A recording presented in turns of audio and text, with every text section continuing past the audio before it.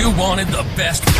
You've got the best podcast. The hottest podcast in the world. The Chris Voss Show, the preeminent podcast with guests so smart you may experience serious brain bleed. The CEOs, authors, thought leaders, visionaries, and motivators. Get ready. Strap yourself in. Keep your hands, arms, and legs inside the vehicle at all times, because you're about to go on a monster education roller coaster with your brain. Now, here's your host, Chris Voss. Hi, folks. It's Voss here from thechrisvossshow.com. There you go, ladies and gentlemen. The Ireland things that makes it official. Welcome to the big show. As always, we have the most smartest people on the show, the brilliant minds who come with you, share their stories of journeys and everything else. We have an amazing young man today. We're going to be talking to Dr. Rick Bein on the show today. Bein. I'm sorry, Rick. There you go. Dr. Rick Bein joins us on the show. He is the author of the book called Eat or Be Eaten, out August 20th, 2024. Welcome to the show. Rick, how are you? I'm doing very well. Real happy with the book, and looking at getting another one going here real soon. There you go. So give us any .coms. Where do you want people to find you on the interwebs? Well, they can find me at just my emails are bein@iu.edu, but you can get me on let's call it press books with Indiana University. They have a lot of, as a platform there with a lot of things on them, stories and things that I put on there. Faculty often put their exams on there, but I put my stories in there, and I can edit them and pull them off and put them together and publish them. Whatever. Awesome. I've got about 80 stories in there. I took about 25 of them and had a theme with it. I put it into this little book called Eat or Be Eaten. Eat or Be Eaten. Always good to have whenever I'm in the presence of cannibals. That's right. Well, fortunately, I never had that extremely, but basically, it's about. I've lived a lot around the world. I've lived 12 years in tropical countries, working there, and having my. Having a project to work on constantly. I started out in the Peace Corps, which was probably the best thing for me, and gave me the notion that I can go anywhere in the world as long as they're not shooting. Yeah, you want to stay away from the places that shoot at you. That's right. I want to do that. Otherwise, you might end up being eaten instead of doing the eating. That's right. Eaten by all kinds of things as your body lies there. I'm against that wholly. Yeah. I like wholly all my parts. Yes. But I put this together because I had a lot of different themes in it, and I thought it's time to get something published. And I'm adding more stories in there now, but not in this same book. And I wanted to get this study together, a theme together, and it was about things that strange things that I ate, or seemed almost had to eat because I was in a situation to be polite or whatever, and living and not just living in capital cities. I'm talking about living in farms and countryside, and in conditions where I was sleeping in a hammock, and so I did some pretty awkward things I had to do, and often the food was awkward as well.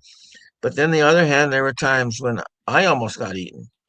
Oh, so I put those in there too. So it's. So is this what is this book about? Is this a menu book of how to cook things, or is this a just stories of your adventures through life and being in some weird places? Yeah, it's an adventure. It's adventure, kind of a memoir of adventures and things that I experienced and wanted to share. They went along with my research. As a professor, I did a lot of research on agriculture, traditional agriculture. I'm a geographer by training, but I study the geography of agriculture. And I started out at the Peace Corps doing agricultural extension, and I grew up on a farm in Colorado, so I have a lot of familiarity with agriculture, and I always like to interact with farmers wherever I go. And I just got back from from India, where I Mm. had some interaction with farmers. That was just yesterday, so Oh, I'm still jet lagging coming back ah, from that. And there you go. We're glad to have you. So you were raised as a farm on in northern Colorado. At yeah, 20, you joined the Peace Corps as an agricultural extensionist in Brazil, yeah, and you used this experience to become a geographer with yeah, degrees from the University of Colorado in Florida, and you yes, became enamored with tropical agriculture environments and cultures, and you focused on Brazil, Africa, and New Guinea. yes, You did 12 years living in the tropics. yeah, So this is based on stories that happened there in yeah. all the different places that you visited. What were some of the countries that you pulled these stories from in your venture? Yeah. Yeah, I just wanted to say I was doing regular academic research, but all these stories came up, little things that weren't really academic. They were just interesting, funny little things that happened, strange, and I thought, well, these ought to be and published it too. So I'm Sure, yeah. retired now, and so I just put these together in stories. So a lot of the stories in Brazil, um, Hmm. there was that was where I almost got eaten by a piranha. Whoa. What? Tell us a little bit By about that. You opened the gate, piranhas. so we Yeah. got to get a tease out. Tell us a little bit of a tease out Well, on the piranha here's an story. example of a piranha, little thing like that, and Ah, they swim in the large herds, or I don't know what you call them, herd, lots of fish in a crowd, and their job is to clean the river, keep the rivers clean in the oh, Amazon. So, of not, anyone, yeah, or throughout the area. Actually, anything edible. yeah, that's right. You have about maybe 20 different varieties. Some are vegetarian, but the Some ones are that vegetarian, really. yeah, they keep the vegetation out of the rivers and clean it You up. know, you know how you can always tell who a vegetarian piranha is, right? I might. They won't ever shut up about being vegan. Uh, Yeah, uh, well, these weren't vegan, and oh, okay. but we didn't. There's another Peace Corps volunteer, and I got into the. Had been taking this family out for to move them into an area that was pretty swampy, and we had the truck got stuck in the mud a few times. There was a bottle of Brazilian rum that got passed around. The driver got Mm. drunk, and ultimately we had to get out and push the truck out of the mud a few times. And by the time we got to our destination, we were filthy. And there was this nice little pond there, looked like a little oxbow off the main river. And Yeah. oh, that looks nice. And the Brazilians jumped in. I said, oh, that's okay. We do that. And but then we didn't notice that they'd get out right away. They get wet, soap up, and wash the soap off. And this other American and I were just in there enjoying ourselves and Stand there. scrubbing and as soon as we walked out of the water, some little guy came by and he says, you were lucky this time. Men don't swim with piranhas without a swimming suit on. That was Yeah. rather sobering. Yeah. Because men got some of those dangly bait looking items that, Yeah, yeah, like that's what you right. use when you go fishing. Yeah, that's right. And but fortunately, there was no blood, so normally they go after Oh, blood. yeah, yeah, So, yeah. Well, that's but occasionally they'll take a nip at something that they see, like you said, dangling there. And yeah, um, but we were lucky. We did get out of that that's good. night, though. We went to their campfire and sat around. And they told piranha stories, and that didn't help either, though. I still pretty sort of shell shocked here with that How'd you get knowledge. your vasectomy, Bob? I just went down the Piranha River, That's and now I right. can't have children. Yeah. I lost an Well, inch or two. I don't know what that means, but yeah. yeah. Well, yeah. Well, I have sired 5 children, so Well, clearly they didn't get to you then. So that's that's good. right. That's right.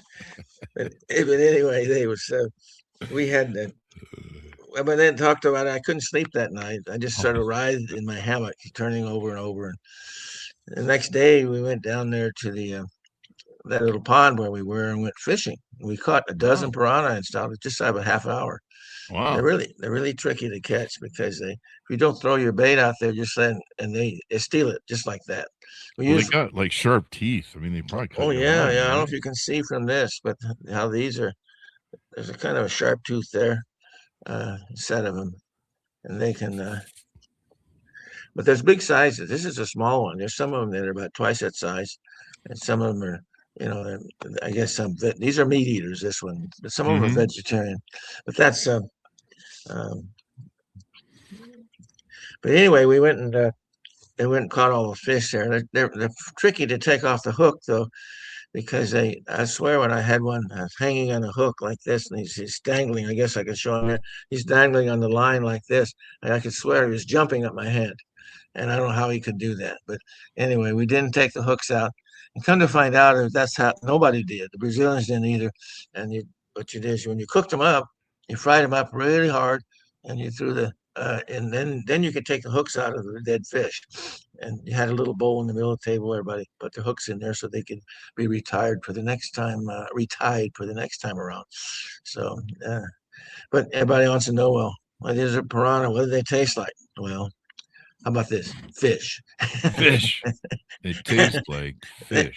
And they were really bony. So they cooked them so hard that the bones were just crunchy.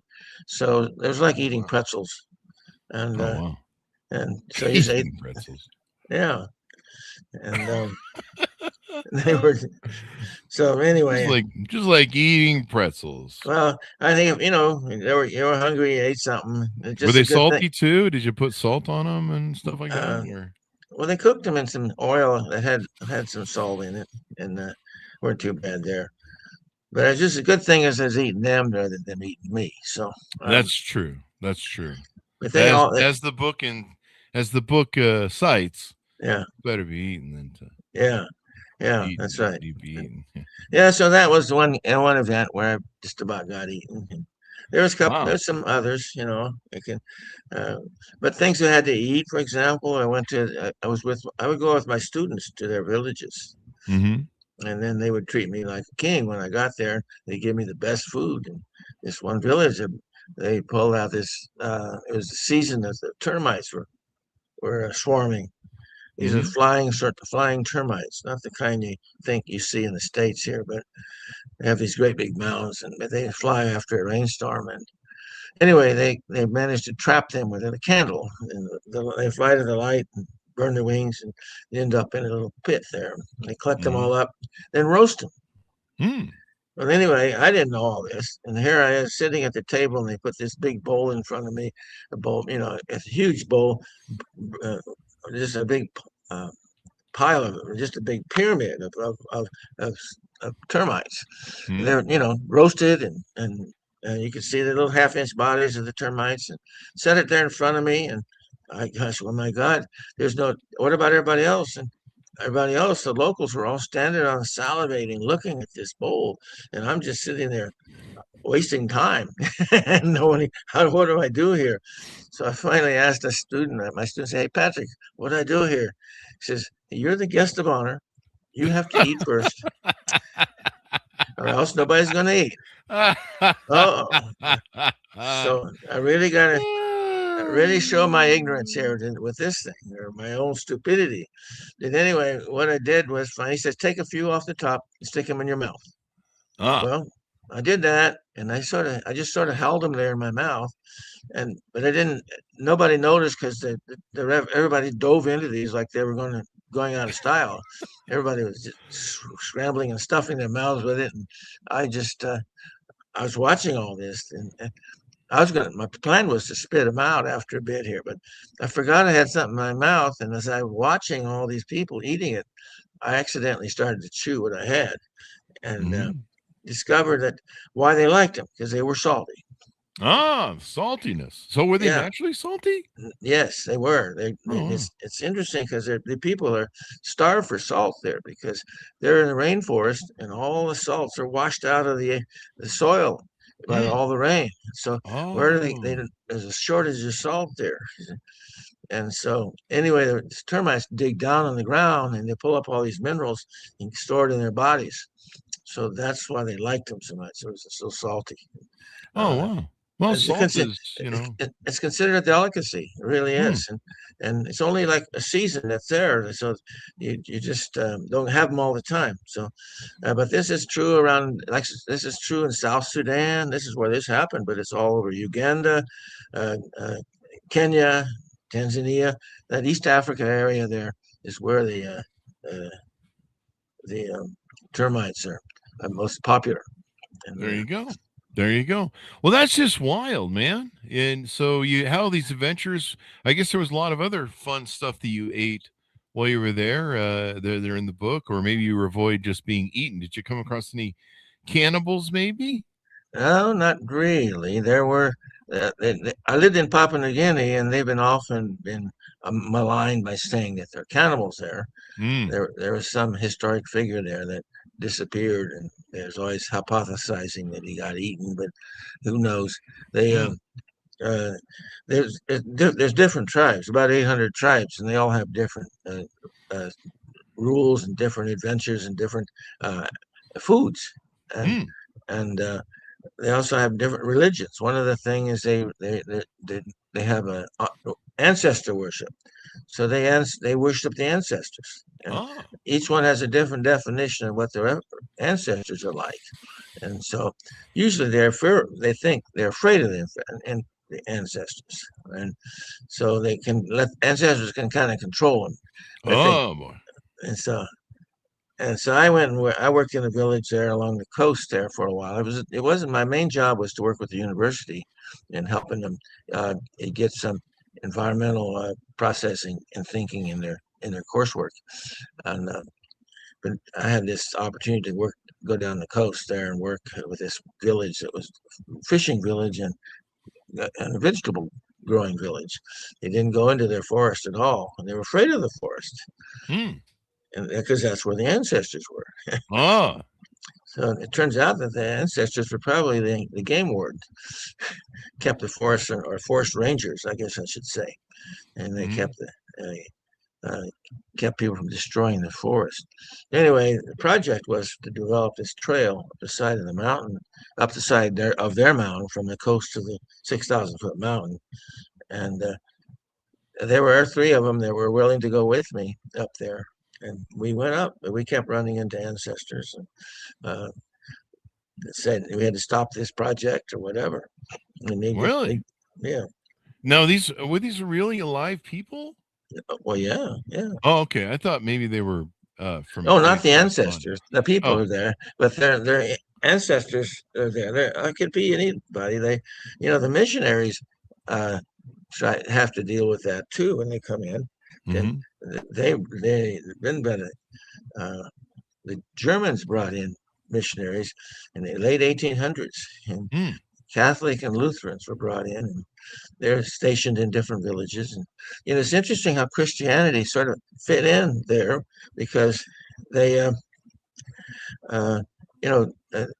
they worship ancestors. Well, hey, Jesus, he's just another ancestor. We can add him onto the bunch. Sure. And so it wasn't difficult to convert these people to Christianity. And as things matured, I guess maybe they began to see things differently. But that was it. But they still had those ancestors. A lot of them, they would consult the ancestors before. So they had different ways. One of them they smoked the bodies and they set them on scaffolding on the edge of in a dry spot and come in and visit them periodically. Oh, wow. I remember going with one guy, and he said, "Hey, this is my grandfather." I said, "Oh, yeah, I come and talk to him all the time."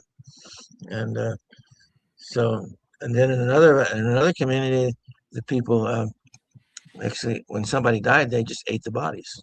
What? They ate ate the bodies of their parents or whoever else died in the village. Oh, wow. And you really got to be hungry to do that.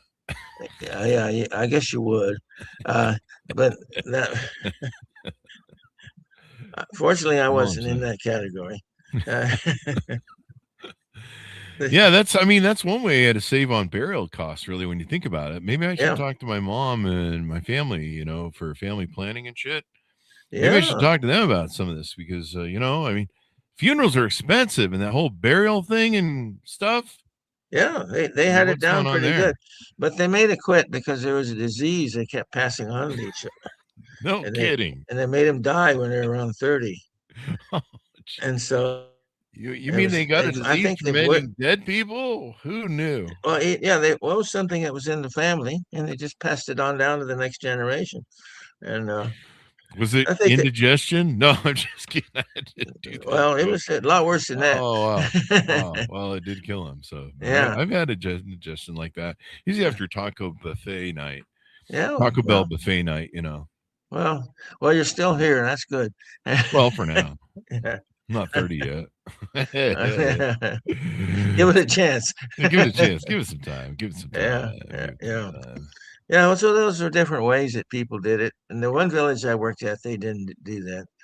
They're just different things you had to learn, though. I remember going to a village where it's just, I want to go to where do I go to the bathroom out here? I think, well, I can run off in the forest, Yeah, it's a forest.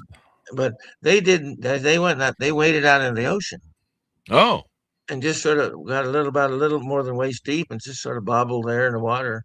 And I said, "Oh, I'll try that." But boy, that was kind of odd because the fish were there, and that was their dinner, And then I wasn't fast enough. So going to the bathroom was their dinner, huh? For the fish. Yeah. And then you go eat the fish later? That's right. Of course, fish do swim in their own poop and pee. That's why they're fish. Yeah. I don't know what that means. Yeah. But doing the process was a little unnerving because you're in the water and these fish want you to hurry up, and they bat you in the butt. And oh, really? Yeah. They're all just swarming your butt. Get on with it, Yeah. That would be hard to concentrate. Like, it's hard enough, Exactly. to sit down and take a poops. You gotta have the phone in your hand, otherwise, I don't know, you can't concentrate, right? There's some scientific rule behind it. Yeah. And then that would make me weird. It's kind of like when you're in the bathroom and the guy keeps looking over into your stall, and you're like, hey man, ice forward, buddy. How's it going? How's it going?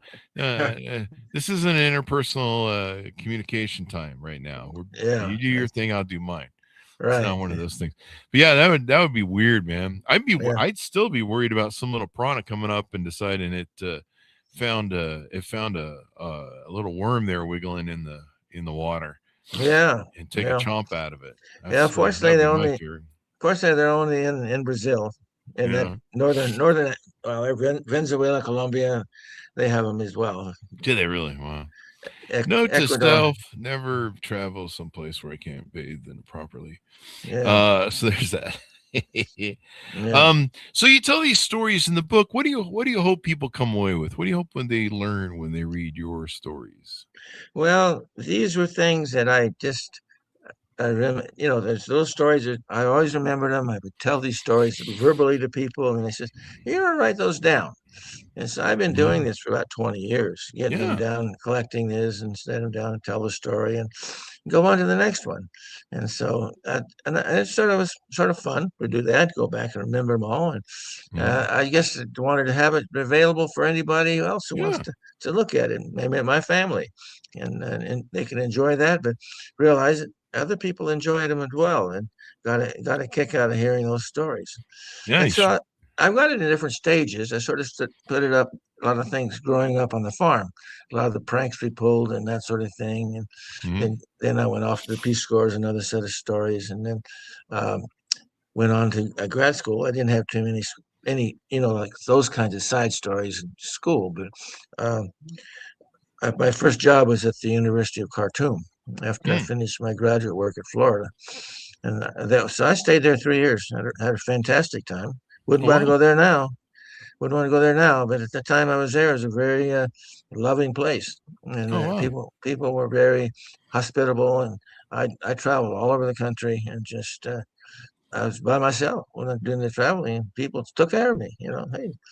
And that's pretty cool. So it was a pretty cool place. And I so I did that, and then came back to the States, and picked up a teaching job and stayed there for quite a while, and then took a project to go to New Guinea. Oh wow.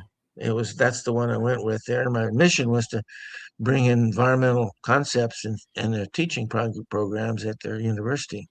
So I did that, and that's when. But I also had a side job when I went down to the village, what I was telling you about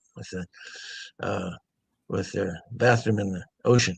Um, so then I came back, and I was all this time I've been teaching at Indiana University. So uh, I brought I use a lot of those stories in my teaching as well. So that sort of brought some clarity to them. And I then after that um, I had had a project in Mozambique. Right Okay. there, and I used my Portuguese from Brazil. It worked out pretty well there, Mhm. and they thought I was Brazilian with my Oh wow. Portuguese. So, uh, so that was a good time. I had some stories about the people in the farming and the garden work that they do, and things like 4-story agriculture, where they have not just crops in one row or anything like that. They have crops under and vertically. You know, Mhm. coconut trees at the top, and then underneath that you had fruit trees like oranges, and underneath them you would have plants like corn, cassava, taller crops, and then under that you would have beans uh, and a lot of ground crops. Uh, cassava crops, the root crops. Ah. So they'd have all this in the same space, and, Mhm. and they all sort of helped each other out. Wow. That's They pretty one sweet. one would put some nitrogen back in the soil, beans would, and that the others would benefit from that. And some of the tall ones would shade the crops that needed shade. So they had a lot of companionship there between these different crops. And the locals had developed this thing for them for over years, through maybe centuries of time as they discovered what works. And it's not something that you produce surplus from. You're not just Mhm. you're not marketing anything. You're providing enough for yourself and your neighbors, and a little bit of trading, but you're not selling all this stuff overseas. And that's one of the problems is we want to develop these countries so that they are involved in the world economy. And Mhm. so that's the kind of the contrast that I found there was what do you do? These people are all right, they're happy, but they're you want to people want to take their land and make it commercial and produce large quantities of produce. Yeah. So There you go. there's a dichotomy there. So you lived this interesting life. What? Tell us about this new book coming out. I think that you're working on. What's that about? Well, I'm going to call it Cultures of Agriculture. Mm-hmm. And sort of what I told you about with the 4-story agriculture would be in there. Some of these might be duplicated from that, but they're so there I'll be looking at the different attitudes toward agriculture, why they're doing it, and when they're doing it, and they're and a lot of the superstitions that go with these things, and the crops that need to what needs to happen to next, and this sort of thing. But also use the comparison of crops and agriculture in this country. I Mm-hmm. use the example of our farm in Colorado, uh, and I live in Indiana right now, and I'm working on the last chapter, which is on the culture of Indiana agriculture. So, Mm-hmm. uh, but I've got examples in there of of course, the Sudan, Iceland is in there, uh, places like, and then of course, uh, Papua New Guinea farming and what little there is. Most of it's hunting and gathering kind of thing, but they raise gardens. Then Brazil, very much. That's where I started out with my research. So those are these are ways. That's the way that book will look. So Nice. yeah, Nice. Well, as we go out, give people a final pitch out to pick up your book wherever fine books are sold, and .coms for you as well. yeah, it's available in Amazon, and you can Google it. You can Google my store. Just call it. Um, well, I have the 80 stories together in a website and called Traveling Farmer. Uh huh. And you can Google that, and it'll come up among other things, and you can find all these other stories in there as well. So, and I do have a YouTube. I have a YouTube channel. It's got about 25 stories in it, different ones where I'm just sort of narrating. And you just Google my name, and you'll find it in the YouTube. There you go. Yeah. So. There you go.